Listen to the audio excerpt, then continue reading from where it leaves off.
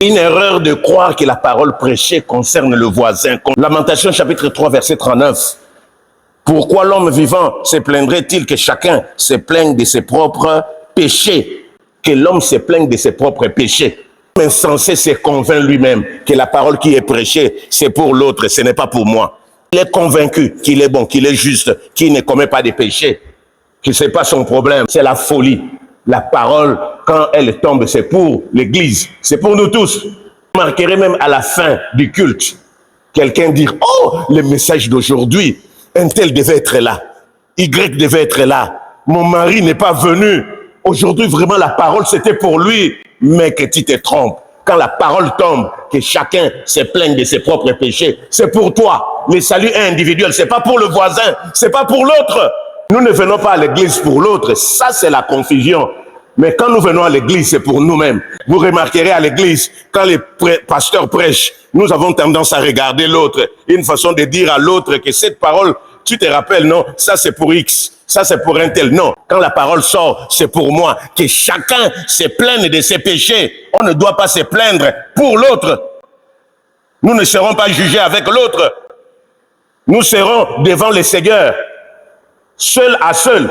On ne fait pas sa vie chrétienne en fonction de l'autre. Oh, la parole qui est sortie aujourd'hui s'adressait vraiment à ma sœur. Oh, vraiment, la parole d'aujourd'hui, mon mari devait être là.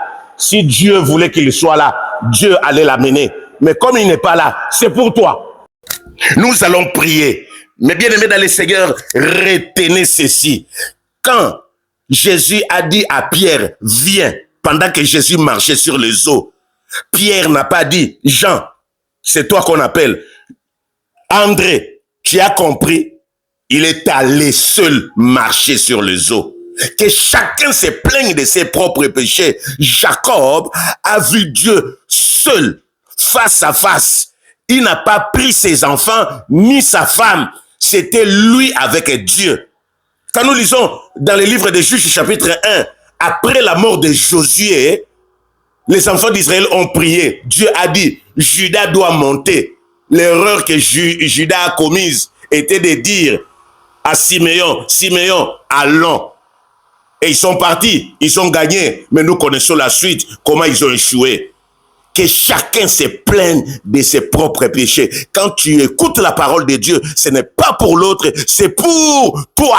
Ce n'est pas pour ton épouse, ce n'est pas pour ta femme, c'est pour toi. Oh Père, merci pour la parole. Oh Père, nous te disons merci. Oh Père, tu nous as parlé. Oh Père, pardonne-moi, parce que moi je suis dans la distraction. Je viens dans la maison de Dieu. Je pense que la parole qui sort, c'est pour l'autre. La parole qui sort, c'est pour le prochain. Or, toi, tu ne parles pas au prochain, tu t'adresses à moi. Seigneur, je ne viens pas pour l'autre. Le salut, ce n'est pas pour l'autre, mais le salut, c'est pour moi. Le salut est individuel. Chacun vient pour écouter la parole de Dieu. Même quand nous serons jugés, chacun sera jugé selon ses œuvres. Père, pardonne-moi, lave-moi, purifie-moi, sanctifie-moi, renouvelle mon intelligence. Je ne veux plus continuer à commettre cette erreur, à croire que quand le Seigneur parle, Seigneur, Dieu s'adresse à une autre personne. Dieu s'adresse à moi, renouvelle mon intelligence. Saint-Esprit, apprends-moi à comprendre que quand le Seigneur parle, quand le Saint-Esprit parle, c'est pour moi. Merci Jésus, merci pour la parole,